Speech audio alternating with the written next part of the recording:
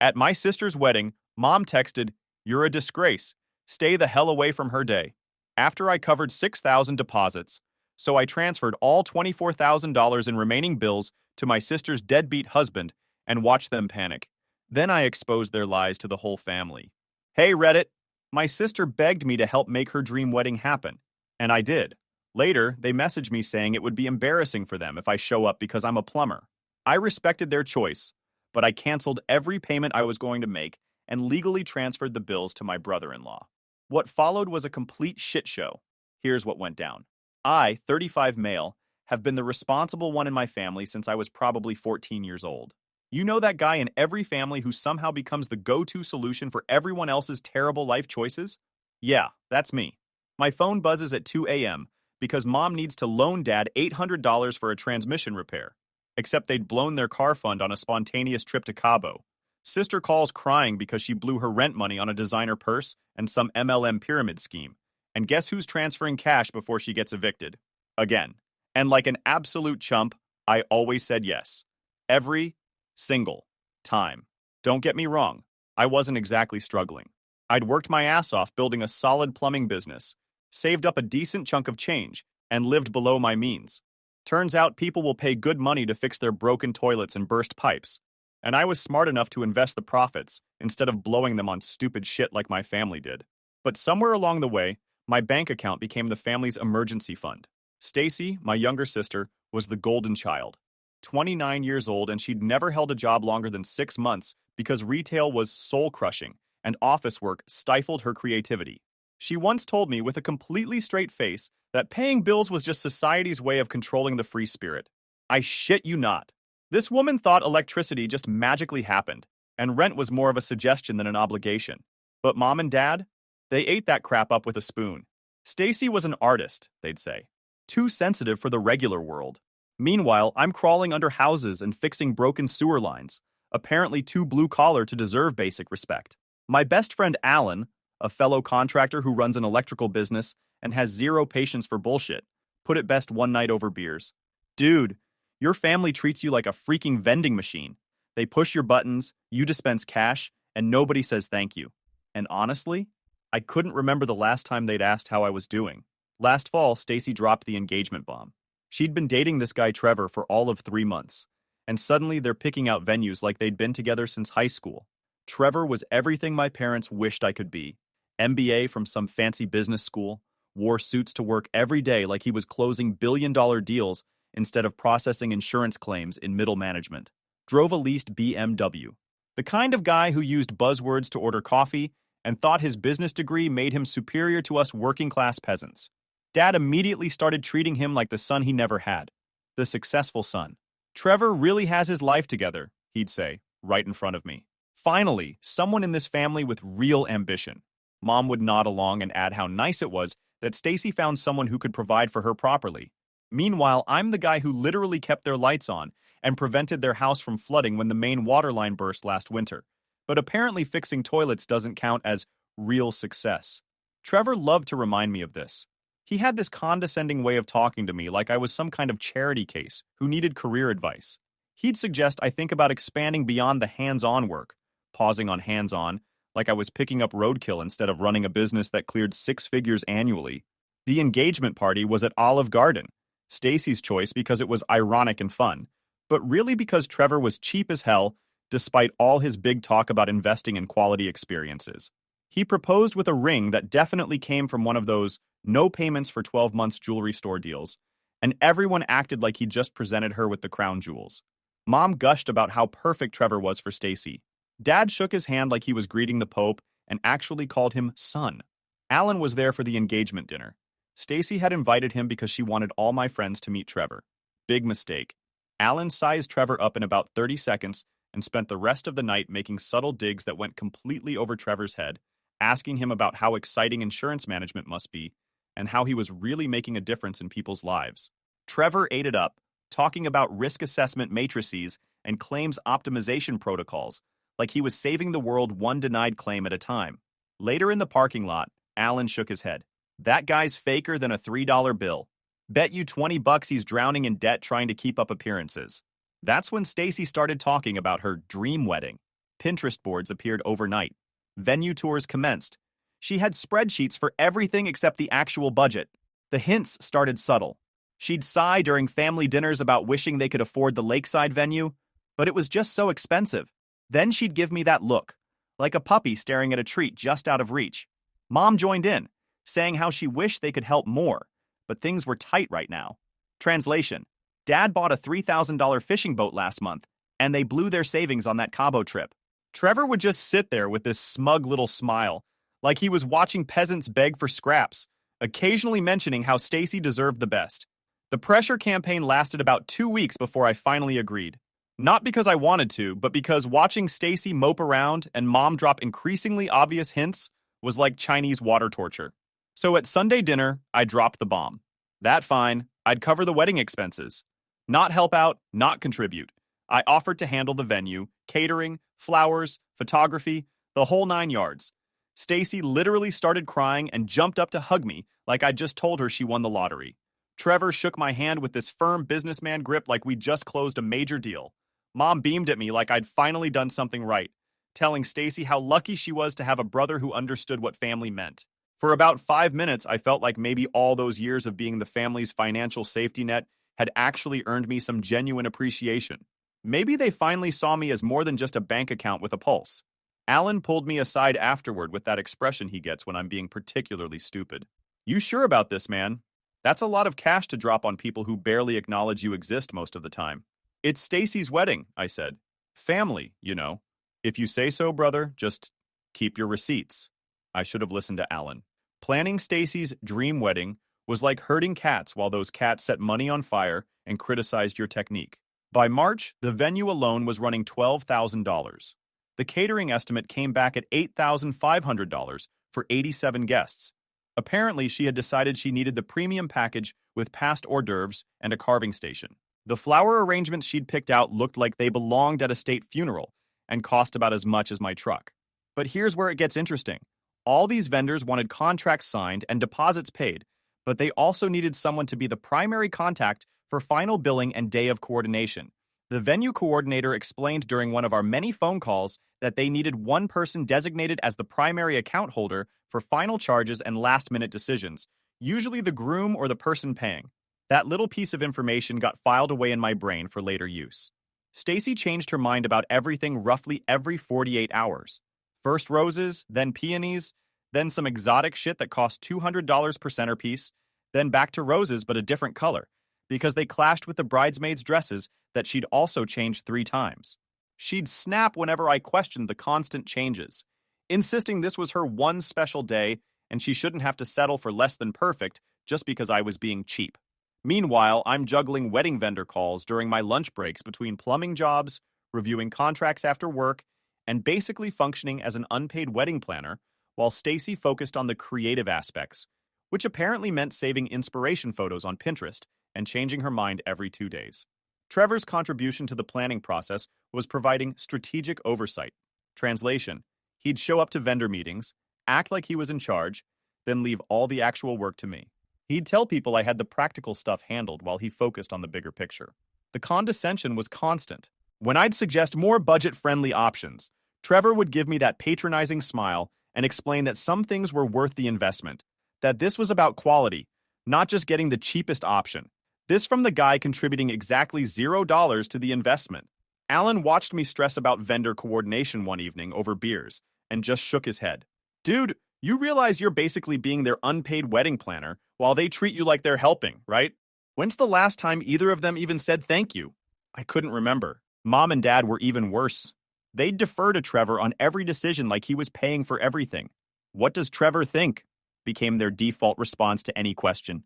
When I'd point out that maybe the guy funding the wedding should have some say in the planning, Mom would get that tight-lipped look and tell me not to be difficult, that Trevor had excellent taste.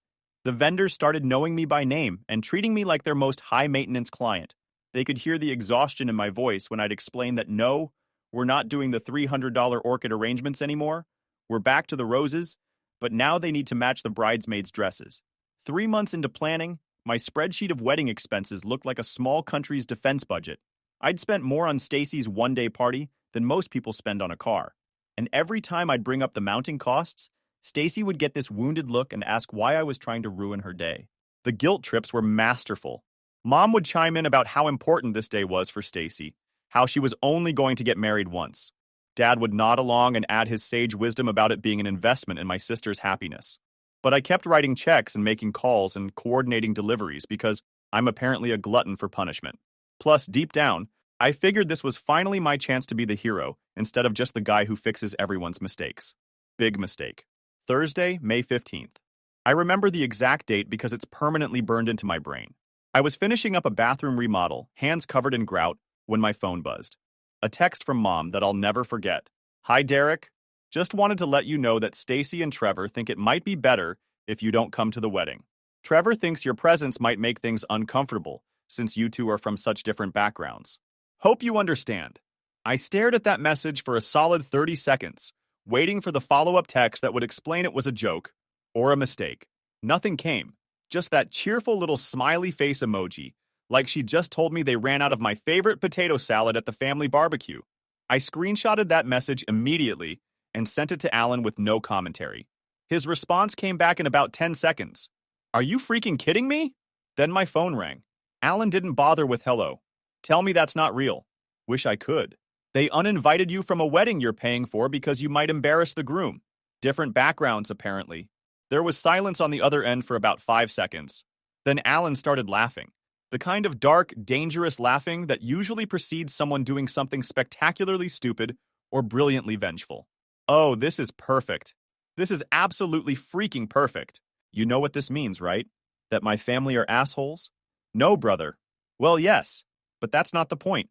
This means you're about to teach some very expensive lessons about respect, and I'm going to help." I waited 2 hours before responding to Mom's text, mostly because I didn't trust myself to type anything that wouldn't get me arrested or committed. When I finally replied, it was simple. "Interesting. I'll need to review some things." Read receipts showed they saw it immediately. No response. That night, Alan came over with Chinese takeout and a bottle of drink, spreading wedding contracts across my kitchen table like he was planning a military operation. "Let's talk about leverage," he said. Alan has this beautiful quality where he can be absolutely ruthless while maintaining the demeanor of someone discussing the weather. He went through my wedding contracts with the focus of a forensic accountant, pointing out that I'd paid deposits on everything, but the final balances don't get charged until the week of the wedding. And every single contract had me listed as the primary contact, but they all had signature lines for final authorization of charges, meaning you can transfer primary responsibility to someone else as long as you get their signature authorizing the charges, he explained. It's standard language to protect vendors from payment disputes between families. He called his lawyer buddy Jake to confirm the legal implications. After a 10-minute conversation that involved a lot of jargon I didn't understand, Alan hung up with a smile that would make a shark nervous. According to Jake, I could legally transfer the contracts to Trevor as long as he signed documents authorizing the final payments. The vendors didn't care who paid as long as someone was legally responsible for the bills. "But why would Trevor sign anything?" I asked. "Because you're going to tell him it's to make him look like the provider." The plan was diabolically simple. I'd prepare contract amendments transferring liability to Trevor, then convince Stacy and Trevor to sign them by framing it as a romantic gesture. Trevor gets to look like the big shot provider. Stacy gets her fairy tale wedding where her husband is the hero, and I get the most expensive lesson in family dynamics ever delivered. What about the deposits I already paid? Consider them the price of tuition for the masterclass you're about to teach. Plus, think about it. Trevor's going to get hit with about $25,000 in final bills on his wedding day. That BMW payment is going to seem pretty manageable compared to explaining to his new wife why their honeymoon got canceled. Alan spent the next 3 hours helping me craft the contract amendments. We made them look official as hell. Letterhead, legal language, the works. The key was making them seem like standard paperwork rather than a trap. The cover letter was a masterpiece of manipulation, explaining how I wanted Trevor recognized as the primary provider for his new family, that these amendments would transfer the vendor contracts to his name so Stacy's wedding day would reflect his ability to take care of her. I'd already handled the deposits as my gift, but having his name on the final contracts would show everyone that he was the man stepping up for his wife. "You're evil," I told Alan when we finished. "I'm efficient," he corrected. "There's a difference." Friday morning, I called Stacy with the plan. I explained how I'd been thinking about what Trevor said about being a provider for his new family, and I wanted to do something special for them. I wanted Trevor's name on all the vendor contracts, so that on their wedding day, everyone would know that her husband was the one who made it all happen.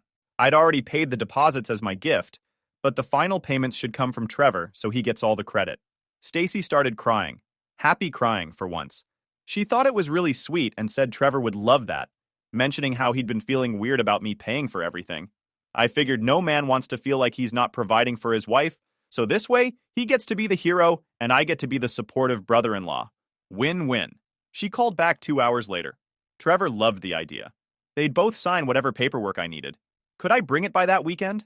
Alan was at my house when I got off the phone, and the look on his face was pure admiration. That, he said, was art.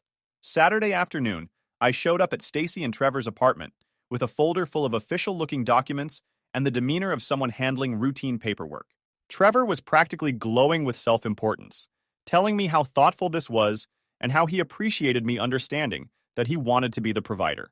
I laid out the contract amendments on their dining table, walking them through each document and explaining what vendors they covered. I emphasized how this would make Trevor the primary contact for everything.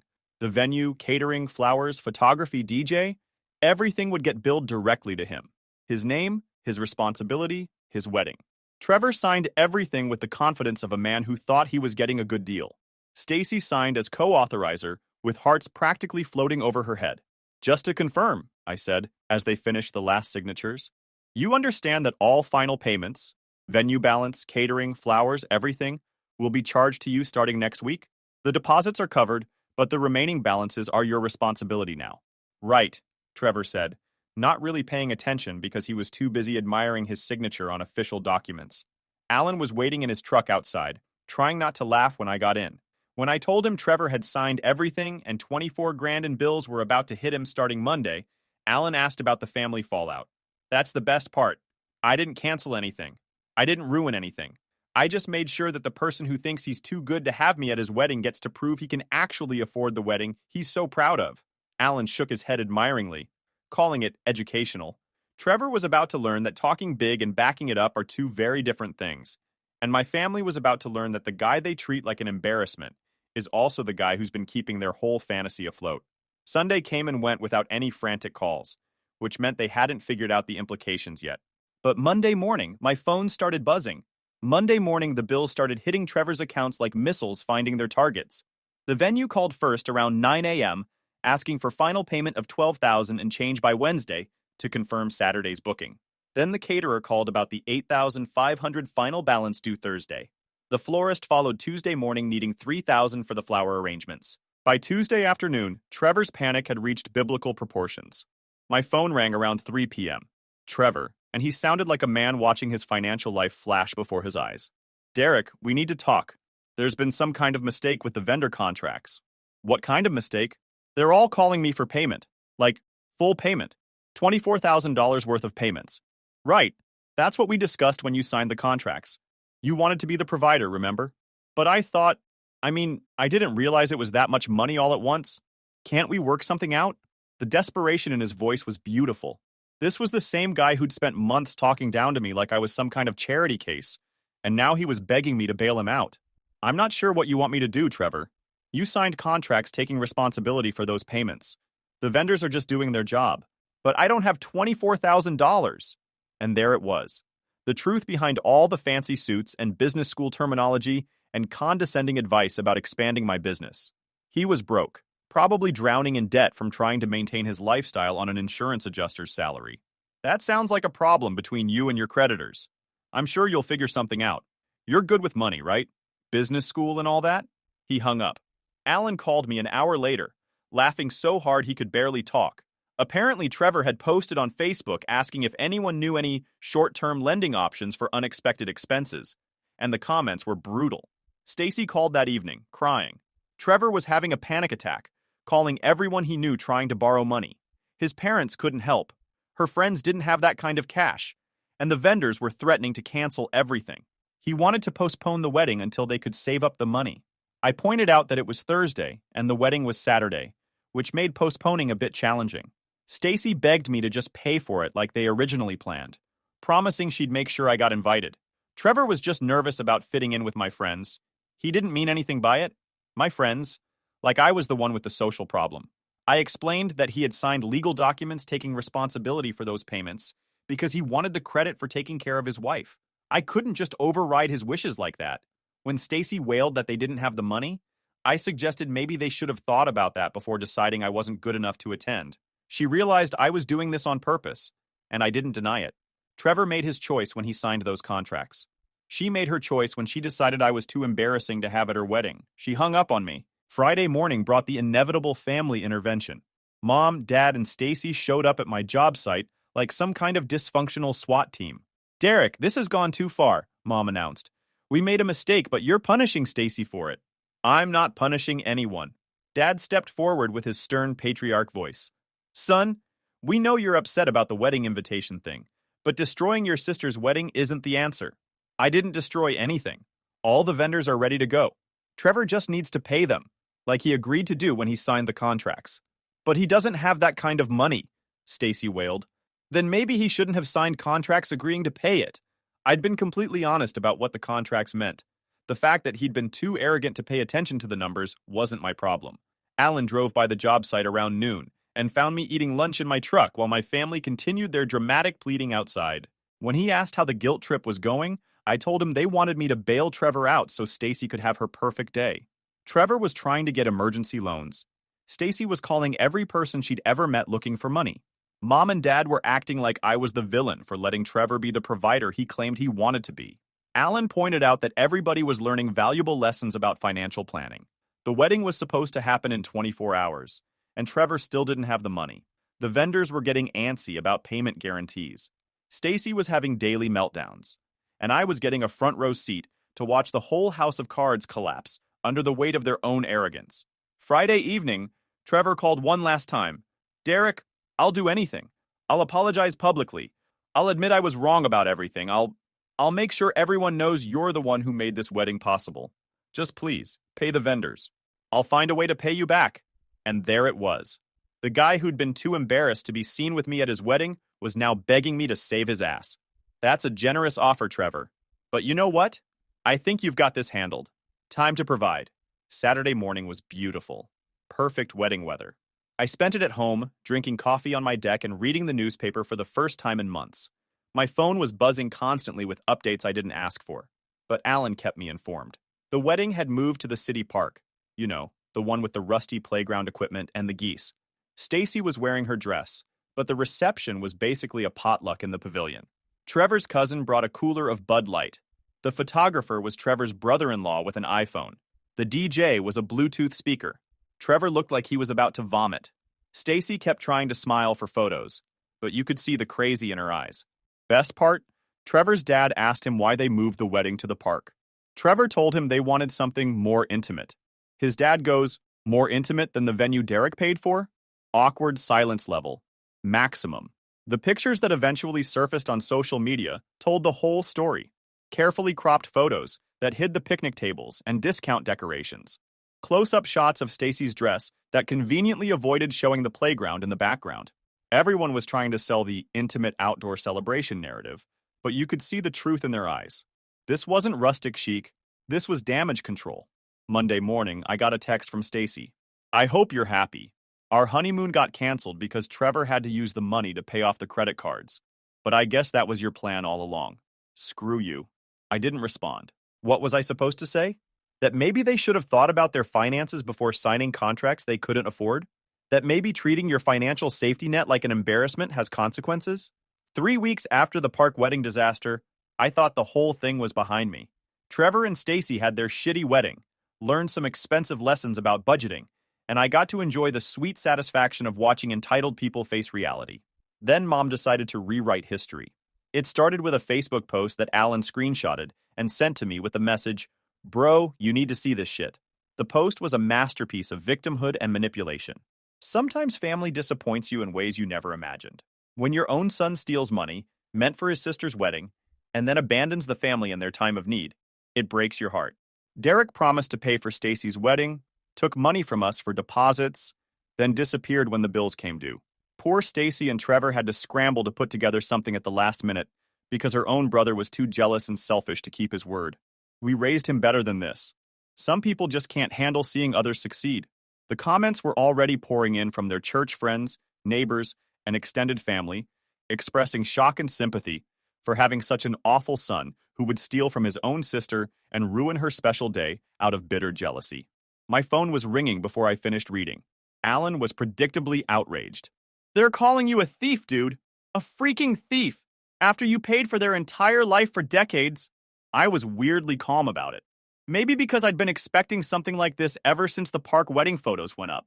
Mom couldn't handle people asking questions about why the venue changed, so she needed a villain to blame. And since I was already the family scapegoat, why not make me the thief too? When Alan asked what I was going to do, I told him I was going to teach them a lesson. Saturday morning, I sat down at my kitchen table with my laptop, my file cabinet, and a cup of coffee. Time to compile the greatest hits of Derek's financial bailouts, featuring screenshots of every Venmo, Zelle, and bank transfer I'd sent them over the past 5 years.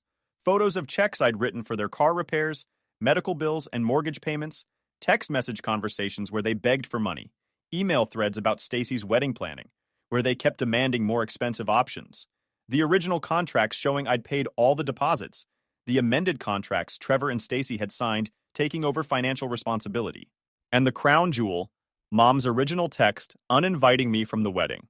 Alan came over around noon with sandwiches and found me surrounded by printed documents. "Jesus, there's a lot of evidence here," he said. 22 years of evidence, I corrected.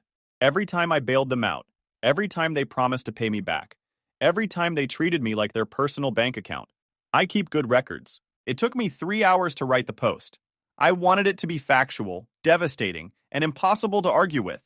No emotion, no name-calling, just cold, hard documentation of exactly what kind of people my parents really were. I started by explaining that since my mother had decided to share her version of recent events, I thought it was time the family got the full story with actual proof. Then I laid it all out, every single thing. The most damaging part was the timeline of the wedding situation. Screenshots of Stacy begging me to pay for everything. Trevor's condescending messages about being the provider. The contracts showing I'd paid thousands in deposits. The amended contracts they'd eagerly signed to take credit for the wedding. And finally, the uninvitation text from Mom. I clarified that I didn't steal anything. I paid exactly what I contractually agreed to pay. The fact that Trevor couldn't afford the wedding he so desperately wanted to take credit for wasn't theft. It was called financial reality. As for being jealous of their success, I was the one who'd been bankrolling their success for over 2 decades. The only thing I was jealous of was families who don't treat their relatives like ATM machines. I ended by announcing that I was done enabling financial irresponsibility, and then being blamed when people have to face the consequences of their own choices. I posted it at 8 p.m. on a Saturday night. The response was immediate and brutal. Alan was refreshing the post every 30 seconds, giving me a play-by-play. Aunt Linda was calling my mom a liar. Uncle Mike was asking for my Venmo history with the family.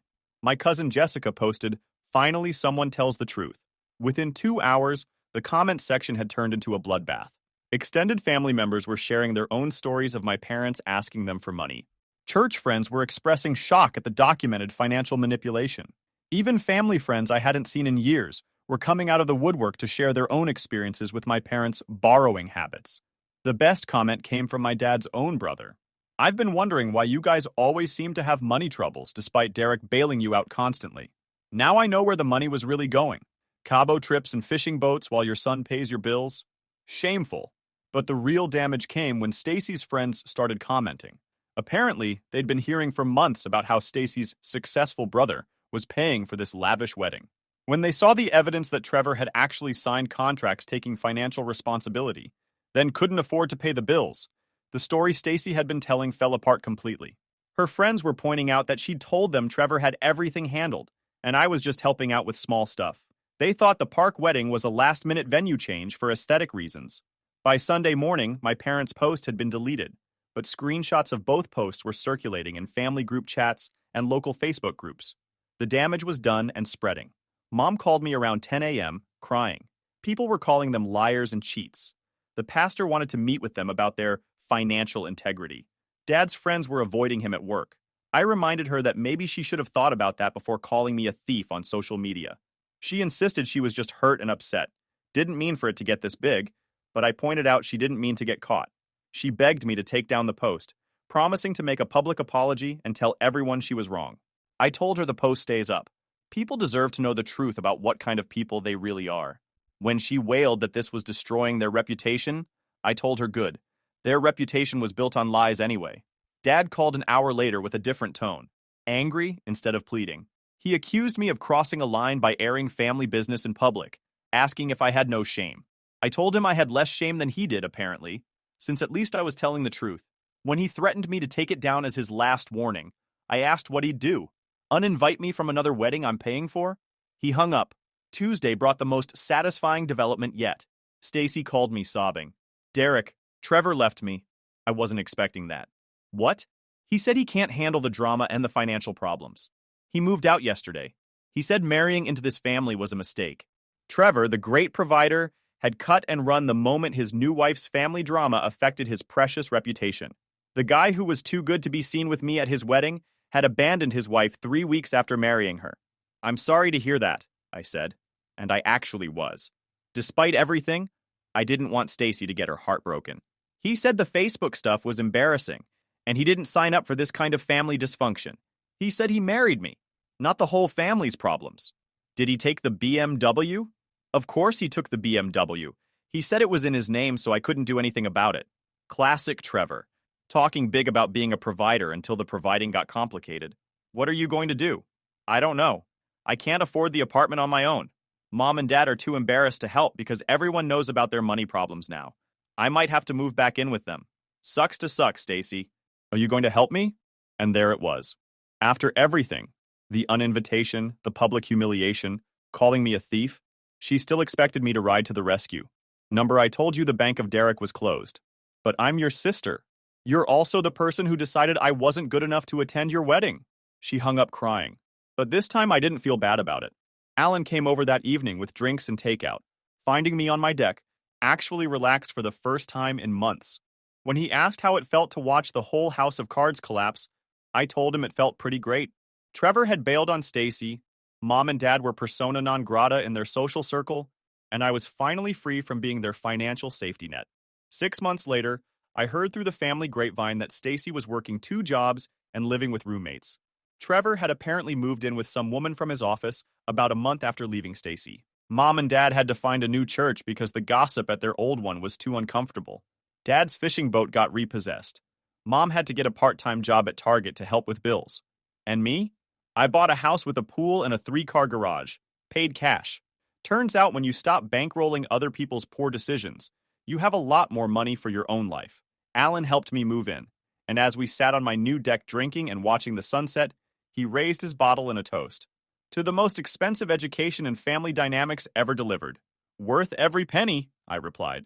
Sometimes the best revenge is simply walking away. Consider it a masterclass in respect, courtesy of the guy who wasn't good enough to attend the wedding he made possible.